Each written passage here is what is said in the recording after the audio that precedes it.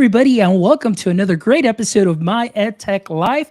I am excited to be here with you on this wonderful Tuesday evening. That's right, it is Tuesday evening, and as when the stars line up and you can do a show any day of the week, we definitely try and make it happen. And today was just one of those evenings where the stars lined up, and we have a wonderful, amazing guest that will be sharing some just amazing work that she has been doing as far as instructional coaching and consulting, and we'll definitely talk about that as well right now. But before we do that, I just simply want to thank each and every single one of you for making my EdTech life what it is today.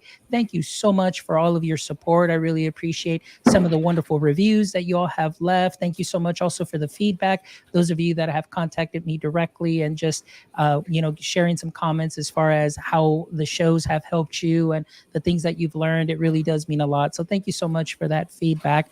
So again, I am excited today because we have Ashley Hubner here this evening, and Ashley's going to be sharing some amazing work that she's been doing. Ashley and I first connected together through a podcast that we actually got invited to, and we just definitely made that connection. And finally, like I said, the stars aligned, and we are here together this evening. So, Ashley, thank you so much for being here tonight. How are you this evening?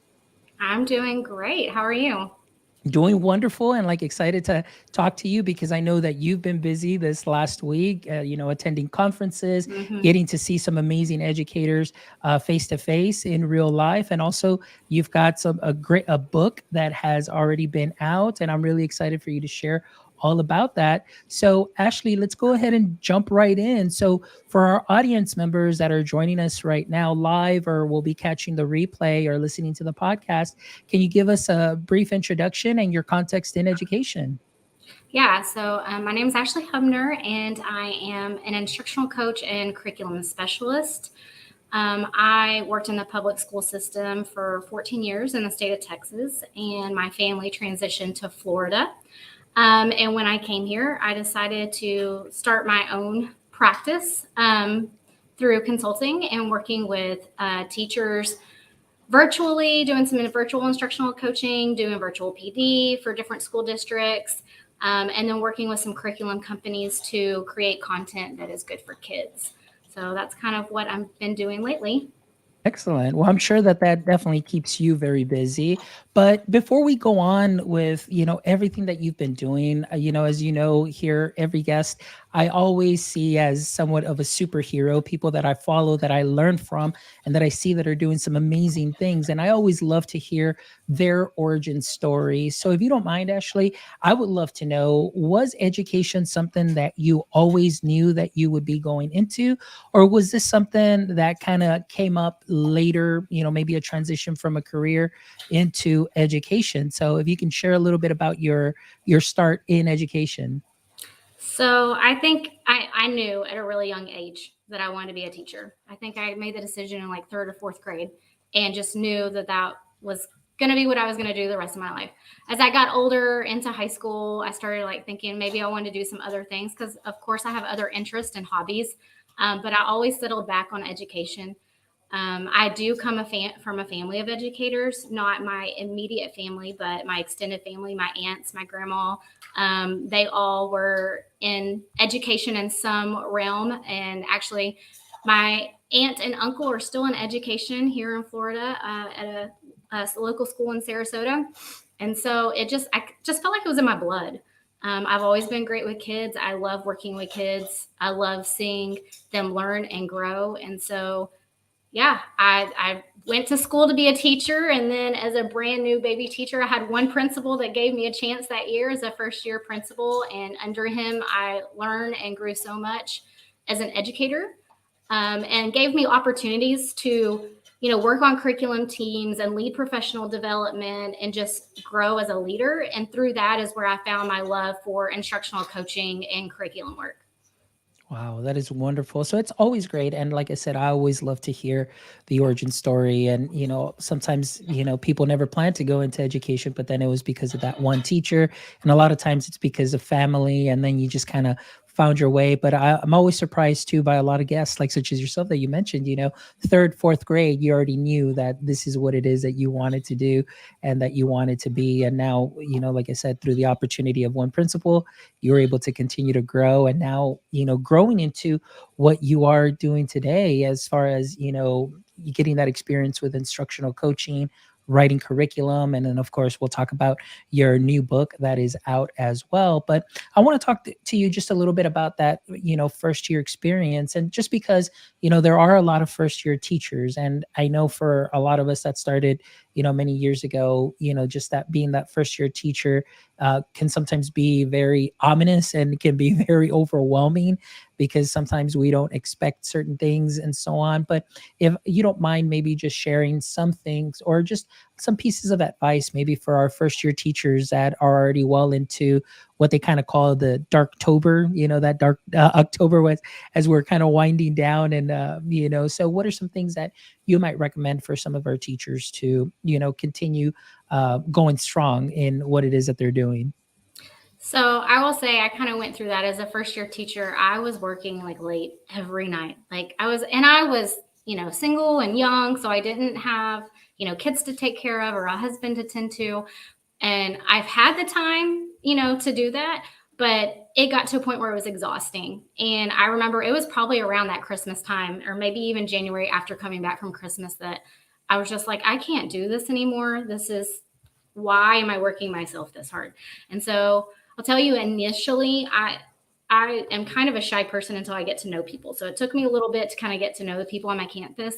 But at that point, I decided I need help. And this is one of the reasons I went into instructional coaching. And I reached out to my mentor teacher, who is one of my dear best friends now. Her name is Gabby Brown. And I reached out to her and I said, I need help. How can you help me? I need to figure out how to make this work. And we started working together and planning together and, dividing and conquering the lesson planning part. And I just leaned on her for advice and learning. And through that, I created a better routine for myself and built in more capacity for myself so that I wasn't staying up late every single night trying to figure out how am I going to teach these kids the next day. But the first year is hard when, we go to college and they teach us all the things, but you haven't actually done it on your own. And so that first year is hard trying to navigate that. And so I just like to remind teachers to give yourself grace. It's okay to not be perfect. You just keep on trying, and it's progress over perfection, and it's a learning process. And at the end of the year, you're going to know so much more than you did at the beginning of the year. And you're already going to be thinking about all the things you want to change for next year. And that's just part of the process. Oh, I love that. Thank you so much for that. Just wonderful advice. Because I really wish that I would have known that when I first started, as well as, for myself, it was just a quick transition from one career to the next. They needed a math teacher, and they're like, here you go. And things that you do learn, though, and you kind of start seeing other people kind of help you. But that's just definitely some solid, wonderful advice. So Ashley, let's talk now, being, after your first year, you're starting to work, building capacity. Like you said, you have a principal that was very supportive, admin that were supportive, you're part of curriculum teams, and then talking about instructional coaching. So talk to me about the instructional coaching component. How did that come about as far as your transition from classroom to instructional coaching? So first, I decided to go back and get my master's in curriculum instruction in mathematics. And so I did that. And after completing that, we had a position that opened up on our campus that was a Title I position that was for providing intervention for students in Tier 2 and Tier 3 in the area of math. And so they hired me for that position. So I got to stay on my own campus. And while working in that position, I started to really work with teachers. So it ended up going back to what is that Tier 1 instruction? What is happening in the classroom during Tier 1 that is affecting some of these kids who are coming into Tier 2? Because we were finding, some kids in Tier 2 just had these few little gaps that when they got with me, it was easy, it was fixed, and we can move them right back into Tier 1. So then we started really analyzing that Tier 1 instruction. And as we got new teachers to the campus, or, there was a couple of brand new teachers fresh out of college, the administration started leaning on me to help and support them. And so that's how the instructional coaching started to come about. It wasn't an actual instructional coaching position, but I had the opportunity to work in that capacity with teachers. And the thing that you talked about that I really absolutely love has been a conversation for myself for about 2 years now with one of our content specialists who is actually a math content specialist. And we're talking about tier 1 support, tier 2, talking about MTSS and so on. And, it's very important, when you do have a lot of students in tier 2, it doesn't necessarily mean that you may have a tier 2 problem, but it could be some tier 2-1 things that we can tweak, which is that initial teach, that initial instruction, kind of changing things up. So what are some ways, and I know you said you were working with mathematics, but were there certain things that you saw that maybe could slight little tweaks for that tier 1 approach to kind of help some of those students? Was it mainly a lot of misconceptions maybe? Was it vocabulary based? What are some of the things that you saw through your experience? I think it was the elimination of using scaffolds. So there was a lot of opportunities that I think that if we had put in place the correct scaffolds for these kids, they would have been able to have access to the curriculum and move at the grade level pace. But kids who needed manipulatives weren't getting manipulatives or the visuals or the extra vocabulary instruction for the pre-teach. And so looking at some different strategies that we could use in the classroom to support those kids so that they could have access to the grade level content and still learn and progress, even though they might have a few gaps here or there. And that's great. I love that you said that, because those are some of the things too. And it's great to see that, at least understanding that what we're seeing too was something that you saw as well. And really one of our biggest targets has been in the last 2 years is the use of either virtual manipulatives also and or hands-on manipulatives. We're big proponents of the concrete pictorial abstract. So being able to see it in multiple modalities, not just the standard algorithm, is something that has really made a change for our students. And that's something that's so important. And like you said, the role of the instructional coach, being able to catch those things. And so on that side, what were some of your approaches, to be able to, bring some additional support and additional PD to some of your teachers, because sometimes, there may be some instructional coaches out there. Maybe this is going to be their first year. They're kind of like, where do I start? What are some of the best ways to reach out and communicate to your teachers effectively on certain tweaks and changes that may need to occur? As we know, maybe teachers we're like, no, this is the way I've always done it. What are some of the things that you have learned in your experience? So in that situation, I actually had the opportunity that I already had relationships built. So I think that's the first place you have to start. But I did have relationships built. I had trust for my teachers. They valued my expertise in mathematics. So although I wasn't told to coach them, it was something I kind of just started to kind of push in and do on my own. So I would go into their planning and I would listen to them lesson plan, and then I would offer ideas and suggestions. The other thing I would do to follow up on that is then bring them the resources. So if I'm saying, hey, we could provide a scaffold like this, or this to teach this standard to kids who may be struggling, let me get some resources for you so that you can do that. Because if you're going to offer an idea, then you need to have something to back it up and give it to them, because then you're asking them in their mind to do one more thing if you're not giving them the supports with the suggestion. And so that was something I kind of started doing. It also got to the point where so it was right after the math standards changed in the state of Texas. And we had a lot of parents who didn't understand the new way, as they said, we were teaching math.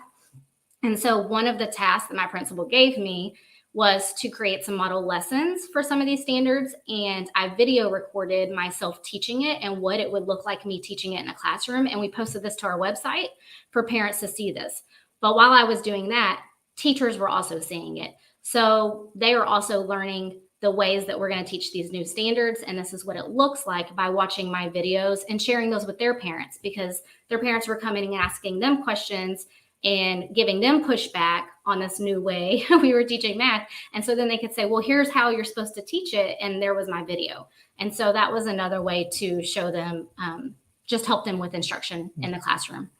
I really love that you mentioned it, including the parents in this, because like you said, it's very important for you as a teacher to communicate with them. And if the parents are seeing, different types of math worksheets, or they're trying to say, no, no, this is the easy way to do it. And maybe they learned it the standard algorithm, and no, just do it like this, but that's not the way that it may be tested on the state exam. You have to do something different. You may have to build a manipulative or anything of that sort.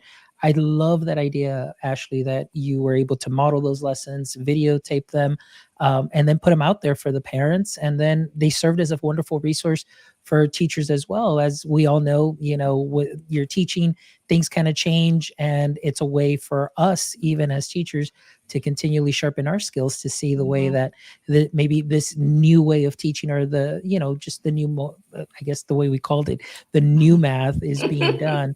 And I love it. I think one of the things too, we do have this math teacher. What they started doing is very similar to what you were doing, but they were creating Edpuzzle Mhm. videos for their students as well. So that way they can go through that process step by step. But I think, doing what you did and communicating to the parents, something that's definitely very effective. So definitely make a note of that for sure. All right. So now let's talk a little bit more as your role continued to grow. Is this something that where you just stayed as an instructional coach within that school, or was it something that you later kind of grew into at the district level? How was that transition, if that did take place? Yeah, so we ended up moving to another district after that year, which I felt really bad leaving my campus, but it was just best for my family at that time. I got married and we were ready to start having children, and we were trying to figure out like what is our home going to be for our kids. And so we moved to another school district, and they happened to have instructional coaches in their district, and they had openings. They did not have any teacher openings at the time when I applied. So I applied for an instructional coaching position, and I happened to get it. And I was at the same campus for 7 years as an instructional coach.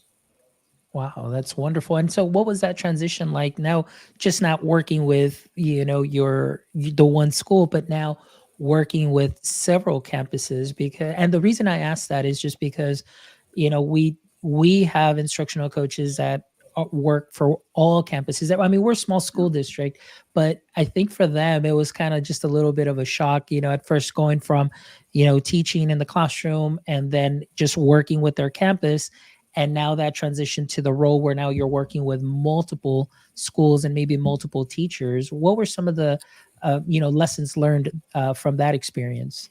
So I did work with the same school for 7 years, but it was all grade levels K through 6, Mhm. all content areas. So I wasn't coaching just math anymore. I was coaching everything. But the last 3 years I was with the district, they also opened up a position as a social studies curriculum head. And so I did do that too. And in the capacity of that, I was serving all K through 6 social studies teachers within the district, and also still coaching my teachers at my campus. So at first, it was a little bit harder because I was walking into a new campus and I didn't have relationships. So that was one of the places that I had to start. I talk about this a little bit in my book, but I kind of had to prove myself to people to let them know that, one, you can trust me. Two, I do have some expertise and background. And three, you can rely on me. I'm going to do what I say I'm going to do. I'm here to support you. And so the first month or so was really just about building those relationships and showing people that they could trust in me, and that, what I said I was going to do, I was going to do. Oh, that's great. And I want to talk a little bit about that, because you said that you do talk about this in your book. And I know that I was really excited about this because I know that your book just came out recently. So before we jump into that part of the book, I just want to know where that, I guess, the inspiration to, put this in writing and put your experiences in writing, best practices, where did that all come from? So it really came from one, transitioning from Texas to Florida when I moved, and trying to figure out what I was going to do with my life now. But also, I just really started thinking about all the instructional coaches who had come into that role within the district after me. And when I first started in that role, there wasn't a lot of role clarity. Nobody really knew what my job was. They just said, kind of, go coach. and you'll figure it out. Over the years, we worked as a system to create role clarity, to create guidelines, to create expectations about what a coach's role was, what their job looked like, what are they responsible for and not responsible for, because there was instances where, teachers were asking us to do things that really weren't in our job capacity, but, sometimes we were just doing it to be nice or to get it done. And so really looking at that. And so I decided to write a book about my journey as an instructional coach and all the things I learned along the way. So I start at the very beginning about the relationships piece and building the relationships, and kind of walk through the whole, all of the aspects that an instructional coach may have as responsibilities, such as leading PLCs. How did I structure that? What did I learn along the way? Leading professional development, how to differentiate coaching for my teachers based on who they are and their learning styles. And so I share all of those things I learned, plus resources, free resources in my book for anybody who's an instructional coach to download and use. But it really just is my journey and what I learned, and hoping that if I share this with someone else who's a new instructional coach, or maybe they've been doing it for a couple of years and they still don't know what they're supposed to be doing, it gives them, someone that they can relate to and feel community with and say, okay, she gets it, she understands it, and I love these ideas and I'm going to take them and run with them. So it's really just as a resource. That's wonderful. The fact that you're sharing this, because I know for our district, we just added these roles as far as instructional coaches, and we have some for math, we have some for, of course, ELAR, for science. And so, sometimes their role was like, well, what is it that we're going to be doing? So we just had to make sure that their content specialists work very well with them and coach them up. And what I love is that this now second year that they're working in this position, the growth that they have made. But honestly, like Amanda says right here, thank you, Amanda, for joining us. In her comments, says, as coaches, we are in the relationship business, and I think that that's definitely something very important, building up that trust, because sometimes they see somebody come into the classroom that's central office, and they're like, oh no, they're going to go and tell on them that I'm doing this or doing that. But in reality, the roles that the way that the ladies and gentlemen that have come into these roles, they've done such a phenomenal job in building these relationships. And, it's great that you're sharing that. And I'm definitely going to, share your website with them too, as well, so they can continue to learn and sharpen their skills as well. So now, tell us, Ashley, what is the title of the book that you have available?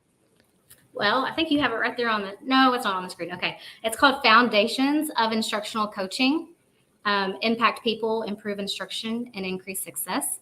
So those are my little mottos right there that I like to say and follow. Also, that's kind of how I built my systems as a coach, is that I feel like you have to impact people first to improve instruction. And then once you improve the instruction, then you can increase the success, not just of the students, but also the success that the teacher feels in the classroom. And so, but yes, that is my book. That's what it's called. You can get it on Amazon or my website. It's also on Kindle. I love it. And, I love the title of it when I first saw this, because, impact people, improve instruction, increase success. And I think that those are just wonderful points for somebody in your role as an instructional coach to be able to do, because the level of impact and how you can impact a teacher in such a positive way to, show them that I'm here to help. And then they improve their practice, they sharpen their skills. And then that in turn, also affects the kids in such a positive way. I think that's wonderful. And then, of course, improving the instruction there, and then increasing success, because obviously that's what we want. We want all students to succeed. So I love that. And so again, Ashley, it's wonderful that you have all of these resources. And then, of course, on your website too, as well, I do see that you have a lot more instructional resources that can be downloadable. Tell us a little bit about the resources that we would be able to find on your website too, as well. There are a lot of web resources on there. Anything that I've seen talking to coaches is something they needed a resource for, I've pretty much popped it on there. I have like how to start your first coach conversation, how to track your coaching data. I have some digital forms. One of the things that I've used a lot is data tracking in the classroom. So just quick little data walks that you could do to get some global holistic data within a grade level or a campus and isolate some of those needs. Um, there's a ton of stuff on there, just things that I've created over time and put on there for people to use or take as they need. And as I have conversations with people, I'm in a lot of Facebook groups with instructional coaches, and I see a need for something else. If I know that I have that, then I put it on my website and share that one out too. So they're free to anybody who wants to go to the website, and you just fill out the little sender form to download all the information, and then you have it at your fingertips. Perfect. Now, I want to talk a little bit about something that you mentioned there as far as data tracking. And, as your role, and your experience, I don't see that happening, at least maybe because the position is fairly new, in our district and so on. So I know that they do visit, there's certain requests that get put in, can you help and assist and so on. But for yourself, through your practice, or maybe just sharing some best practices, what would be a great way for you to, or something to look out for when you are documenting? What should be some of the things that you write down as an instructional coach, and possibly to help follow up? What are some things that you kept while you were instructional coaching? I think it depends on the purpose of the data that you're tracking. So one, if you're trying to figure out what you need to work on, I would just do a more broad data tracking sheet, which I do have on my website. It is part of my access framework for instruction in the classroom, and it breaks it down into 3 areas, looking at classroom environment, student voice, and then instructional practices. So if you're trying to kind of figure out like where to start, that's a good sheet to then collect some data to see what you're seeing in the classroom and maybe what's missing. If you know the campus goal, I always try to, sit down with my administration and my leadership and say, okay, what is our goal? What are we progress monitoring? What does our growth plan say for our campus? And for us, for several years, it was literacy, and it was the lower grade levels. So I created some data tracking forms that really just honed in on the literacy components within the classroom that we wanted to see. And the modes that they may be in. So even looking like assessments, are we doing open-ended assessments? Are we doing worksheets? Are we doing, reader's response? What does that look like? And so we created, as a leadership team, some specific things that we wanted to narrow down and look at. And then a couple of times a week, I would go through rooms and I would collect the data. And now I have a digital form that you can use that for. It's on my website. At the time, I used paper. And so I would go in with these little sheets that I had created and printed out, and I would go in and I would check mark all the things. And then I had put dry erase board, like laminate posters on my wall that then had all of those sections on there. And I would go back to my room and I would tally up all the things I would see. And then when we met in PLCs, I could give each grade level some global data. Like 80% of the time when I was in the classrooms, I visited 20 classrooms this week, I saw this, this, and this. Only 15% of the time when I visited 20 classrooms did I see this. So what should we work towards next? What should we be working for as a campus? And so that was really good at having grade level conversations, vertical conversations, but also celebrating the growth. When we first started this, classroom environment was one of those, and we had some deficits in that classroom environment area. And so that was our first goal. Quickly, we saw growth in that. And so we were celebrating that growth and then saying, okay, what's the next thing on our list that we're going to work on? And so it was an ongoing process to kind of look and analyze that. And then checking student data to see, is the student data increasing? Does it match what we're looking for in the classrooms and the things that we're doing and changing? And through those conversations, it wasn't me telling them, these are the things you need to do based on what I saw. It was, here's the data. What do y'all think we can do? And we came up together as like a PLC discussing, okay, what could we do to change this? And the team created those items and those plans and implemented them back in the classroom. It wasn't me saying, okay, I saw this and this is what you need to do to fix it. So it worked really well. And it was a good way to grow as a campus. And I love everything that you said. And I just want you to elaborate a little bit, just at least for myself and for anybody else that may be listening, but just the power of the PLC. So when you did your PLCs, you did it at that campus level. I just, out of curiosity, who were the people that were at the table during these conversations? Was it, just administration from that campus, or was it, all teachers as well? Because I want to know who it was that would at the end, start making those decisions for, the growth and what's next and so on? 'Cause I'm curious about that. So that's a good question. So at the campus level, it was me and the grade level team and our administrators, either a principal or assistant principal or both. So we would all go through that data and talk together as a team and plan those things. Sometimes when principals were out, dealing with parents or chasing kids around the campus, then it was just me. But I was the solid component in those PLCs that monitored those and had those conversations. We did start to, towards the last couple of years I was in the district, do district level PLCs when virtual became a way for us to meet together. And we started doing grade level PLCs across the district by content area. So like the whole second grade ELAR representative from each campus could come to a PLC. But these were more about pre-planning for upcoming units. And so they would say, okay, unit 3 is coming up. Here are some misconceptions kids are going to have. Here are your resources. People share out ideas about ways you've taught this before, things that have worked for you. So that brought the district together and kind of brought some alignment between the campuses when they had those PLCs. Excellent. And I had a question here from Amanda, who says, did you all pull out time during the workday, or was the PLC outside the workday? We did the PLC within a planning period. So different times throughout my time with the district, sometimes we met at weekly and then sometimes we met bi-weekly. When we did vertical PLCs, those were after school and those were usually once a month. And I would always have something planned for each vertical team. And we had like one representative per content area. So I would have an ELAR person that represented kinder, first, second, and get together. And then usually I chunked third, fourth, and fifth and sixth together, or however, depending on what the purpose was. But we would have like a vertical alignment of a RLA PLC, a math PLC, a science social studies PLC, and divide it up that way.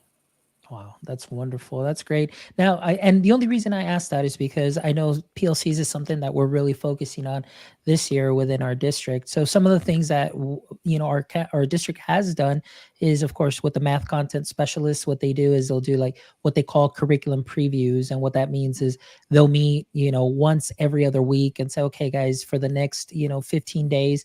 This is what's coming. If you have any questions, and these are the items, that we see, we use documents from like Lead Forward stating, okay, which ones are our areas of weakness, what we need to do, and then provide those supports. So that's something that has been very useful, and of course they're recorded. So if for some reason somebody can't make it, or an admin says, hey, you know what, I want to know, and I want to keep be kept in the loop of things, they're able to get access to all of that. So, I'm always looking for ideas that I can bring and share to the table, and everything that you've been sharing today, I'm like, wow, like I need to share these resources with our district at the district level so they can see, and get some ideas as far as how to really build those PLCs and get that collaboration going. Like you said, not only at the campus base, but I love that also the vertically as well, and aligning our curriculum vertically, because that's something that's very important, as oftentimes we've seen where teachers are teaching something, specific standard that really isn't for, like, let's say 4th grade, that'll come back in 5th grade.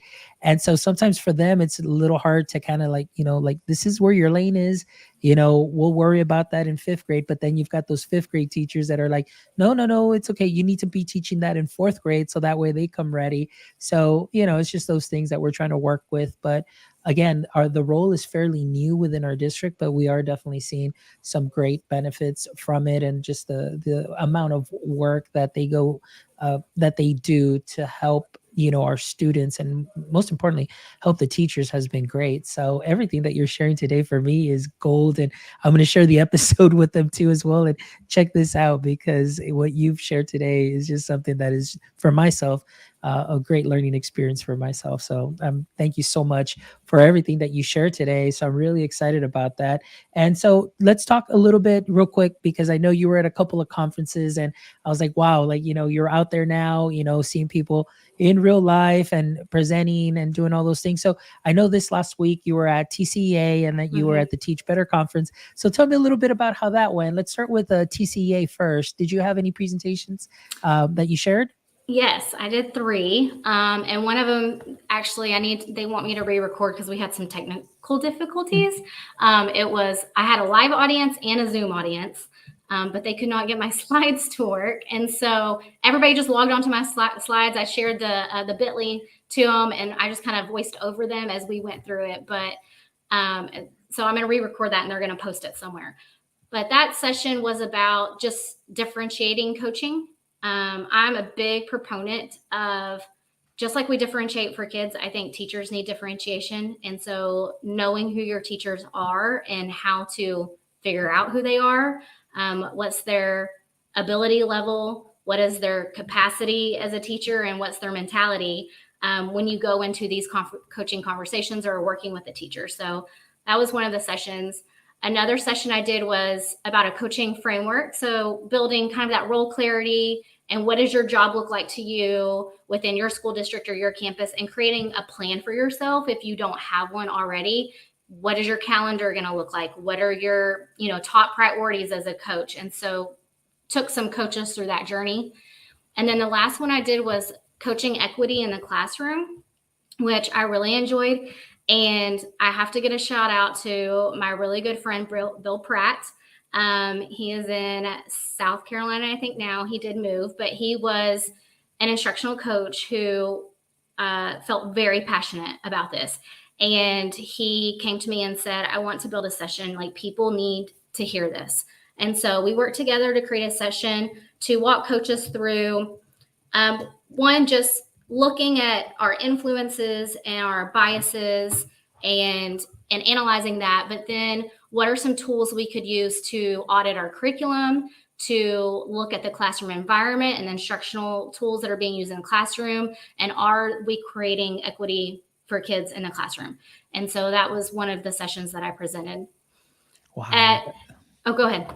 No. I was going to say that's wonderful. I definitely want to catch that session for sure. So I'll definitely need to somehow either go to TCA and find that, or whenever you do another presentation or anything, please let me know or let us know, because that'd definitely be a great topic for sure. Yeah, it was a really good conversation. And this was something we started over a year ago. We did it virtually in 3 different sessions, and anybody could join, and we recorded them. And I have them on my website, I have a courses page, and I have the coaching equity one. It's for free. Anybody can log in. It's in Thinkific, but it has pretty much all the same resources plus all the video recordings from the live podcast. I just took that and kind of summarized it into a shorter, like 1-hour session. But all of those resources are there for anybody who wants to look into that. I find that right now. That's awesome. I'm already looking at that, and I went ahead and shared the direct link there in the chat, so at least it'll be there. So if Amanda wants to check that out, she can. But again, all of this will be posted on the podcast episode page for sure. Oh yeah, so continue, Ashley, because I'm sorry about that. You're fine. This is great. So I was just gonna say, at Teach Better, when I went to Teach Better in Ohio, first of all, what an amazing experience to meet so many people in person that I've only known virtually as long as I've known them. And to see them in person and give them a hug and connect was just amazing. So if you can go next year, Fonz, you really need to go. It's so fun. But I presented the coaching framework, the same session I did at TCEA, but I changed the audience. So I was presenting more to administrators. And how do you build coaching capacity within your district, whether you have instructional coaches as a position or not? And so we talked about what could that look like on the teacher leader position, as a mentor, and how do you build in coaching that way? As an assistant principal or a principal, what does coaching look like for you? And how do you build that in so that it's not evaluative? And so just talking through those conversations and thinking about, okay, who do you have on your campus that can coach, and what is that role going to look like? And then how do you plan that out through the school year? When are these opportunities going to happen? And creating some role clarity for that, because I do believe anybody can provide instructional coaching, just like I did as an interventionist beginning in math. I was kind of a teacher leader that was doing some unintentional coaching. So I think if we set our mentor teachers up in the right atmosphere with the right newbies that they're going to be working with, like, what does coaching look like from them? We often have team leads or department heads. What does coaching look like coming from those people? So there are a lot of districts out there that don't have instructional coaching. So how do you build this in to the system you already have? And so that was a little bit of a deviation than what I presented at TCEA. No, but it sounds great because, like you mentioned earlier, that is part of the instructional coaching, knowing your audience and knowing who it is that you're speaking to. So that just, again, really ties into your experience as an instructional coach. And of course, I'm definitely sure you brought a lot of knowledge nuggets for them as well. As, like I said, I'm getting really excited about that because it makes me also think about the positions that we currently have in our district and what are some like slight little tweaks, that we, from based on what you're sharing, that can be sprinkled onto our practice to make it even better and being more effective and maybe even more efficient. And so you're just definitely giving me a lot of ideas. So I'm really excited to share all of these resources, like I mentioned before, with our district. So and I did see your picture. I think you were with Dan Kreiness also as well. I think he was doing a podcast row. So that was great. I mean, I saw a lot of amazing educators there, and I think you're absolutely right. I'm definitely going to have to invest in myself for next year and definitely make it a point to make it out to that conference because I saw everybody having a great time and just some amazing education leaders that were there too as well sharing. It was great. Honestly, I've been to tons of conferences as an instructional coach. I told some people there, I was like, they send us all the time to conferences to be like the trainer of trainers. You go and learn this information, and then you come back and train our staff, or you're going to be the keeper of the knowledge, and then you're going to sprinkle it to everybody else, throughout the rest of the year. And this was the first time I got to go to a conference where there was no expectation of me to bring something back. I was just going to soak it all in and enjoy it. And it was the best learning experience ever. There was not one speaker or one session that I sat in that I was like, why am I here? Like everyone was so impactful, so motivating, and just seeing there, I just learned so much. So it was probably hands down the best conference I've ever been to. Awesome. So shout out to Teach Better. Thank you guys for the amazing work that you're doing. Well, Ashley, it's been wonderful. Thank you so much for stopping by and being part of the My EdTech Live podcast and just sharing just the amazing work that you're doing. And like I said, I'm definitely excited because this was like my 1 hour PD session that I get to share now with my district. But obviously our viewers and listeners will they're going to gain so much from what you shared. So thank you from the bottom of my heart for everything that you do and everything that you continue to do. And I'm just really excited to continue to hear of your wonderful success as you're out there making a difference and, just bringing some more knowledge and equipping our educators, to continue to grow within this role, or for the new, instructional coaches that may be out there, that there is a wonderful resource in you that they can reach out to and learn from your experiences as well. So that's wonderful. So thank you so much. But before we go, I always love to end the show with these 3 questions for our guests. So here we go. Ashley, question number 1 for you. In the current state of education, what would you say is your current edu kryptonite? Oh, and can you remind me what the edu kryptonite was? Oh, the edu kryptonite is what you see right now that is definitely just making you weak. Like that's what kryptonite did to Superman. Just really. So what is it right now that you may be either seeing or hearing that just really has you like, like. I think it's just the burnout that I keep hearing from people, and that I know that this is a season for many that is still difficult and hard. And I say season because my hope is that it's not always like that for those people. I also do a lot of talk with Kelly Connor's Cycle of Change, and I coach coaches on understanding that cycle so they can support teachers. But I think that's where, as coaches, we need to come in and support those teachers and help them. So right now, I think that's kind of what my edu kryptonite would be. All right. Good answer. All right. Question number 2. If you could have a billboard with anything on it, what would it be and why? So I have a favorite quote that I try to stand by. And it gives me like a sight or a goal of who I want to be inside.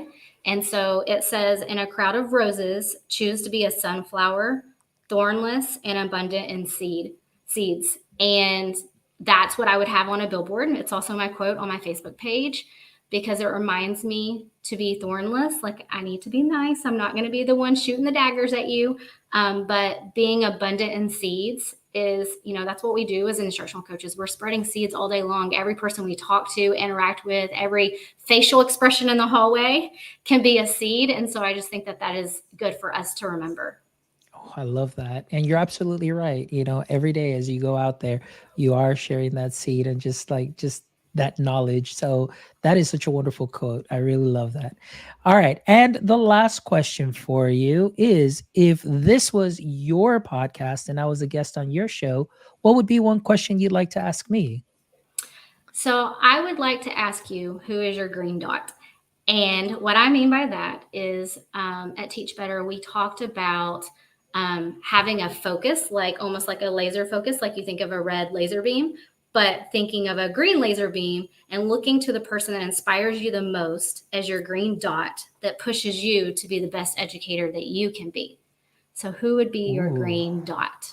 my green dots, lately, because of how I've gotten to know them and just the writing and the work that they're doing, I'd say like my green dot right now would be that I'm kind of like laser focused on is probably George Valenzuela, like the work that he's doing, in his area. Like I'm just like really blown away by what he does. And again, hearing so many great presenters doing all the great work that they do, I guess just because of the realm that he's in, doing, STEM and PBL, but also talking about, similar ways of, kind of coaching up teachers and leaders. It just kind of brings that package together. So that I would say would probably be my green dot, because he's definitely just great at his craft and what he does. And much like you, he has a personality where he definitely shares the seeds with everybody, and he's just great. So yeah, that would be my green dot.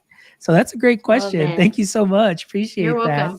All right. Well, Ashley, again, thank you so much. It's been an honor and a pleasure to have you here. And I'm really excited, like as always, for your work and what you continue to do. And as you know, every guest on My EdTech Life always has an open invite. So anytime you'd love to come back, maybe for your next book or any other projects that you may be working on, you definitely have an open seat available to you. So thank you for sharing your knowledge today, sharing your experiences. And like I said, I'm definitely gleaning a lot from them. And I know that our audience members will too as well. So thank you so much. And for everybody that joined us today, Amanda, thank you so much for your questions and your comments this evening. And for those of you that are going to be catching the episode later on or catching the podcast, thank you as always from the bottom of my heart for making My EdTech Life what it is today. Please make sure you visit our website at myedtech.life, myedtech.life. Make sure that you drop by, give us a review. We'd love to hear from you. Or you can stop by our merch store as well, as we've got some great conference wear. Hoodie season is already here, so get yourself a wonderful hoodie or a cap. And of course, all of that goes to contribute to our mission, our vision, and our passion of doing what we love, which is connecting educators, education professionals, creators, one show at a time. Please make sure that you give us a like and a follow, subscribe to our channels, and follow us on all social media. And as always, my friends, from the bottom of my heart, like I always say, until next time, stay techie, my friends. Y'all take care. Have a great evening.